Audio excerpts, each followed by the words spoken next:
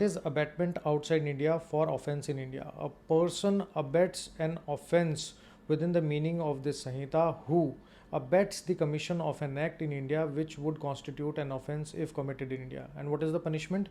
Be punished with the punishment provided for the offense. यानी जिस offence का abetment हुआ है उसकी पनिशमेंट उस ऑफेंस की पनिशमेंट के बराबर होगी।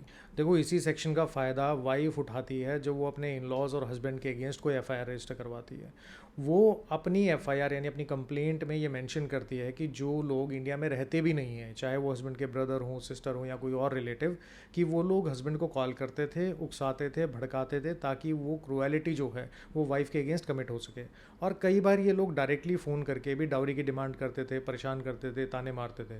और क्योंकि कंप्लेंट में उनका नाम होने की वजह से एफआईआर में भी नाम आता है, और एफआईआर में नाम होने की वजह से इन्वेस्टिगेटिंग ऑफिसर उन सब लोगों को कई बार नोटिस इशू कर देते हैं जिनका सालों से इंडिया से कोई ताल्लुक नहीं है।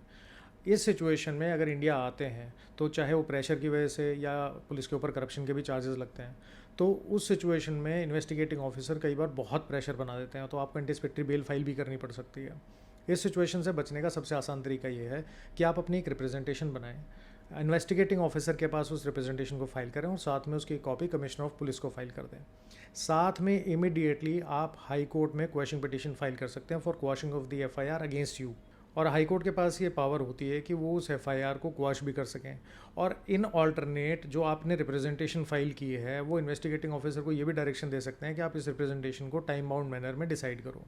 चांसेस ये होंगे या तो एफआईआर क्वाश होगी या फिर आपके अगेंस्ट चार्जशीट आने की बजाय क्लोजर रिपोर्ट फाइल होगी। एंड इन दिस सिचुएशंस अगर एफआईआर क्वाश हो जाती है तो आपके अगेंस्ट कोई केस बनता नहीं है। दूसरा, अगर क्लोजर रिपोर्ट फाइल हो जाती है तो जब तक ट्रायल कोर्ट आपके अगेंस्ट कॉग्निजेंस ना लें और आपको सम्मन करके ना बुलाएं, तब तक आपको इंडिया आके इन्वेस्टिगेटिंग ऑफिसर से डरने की कोई ज़रूरत नहीं है।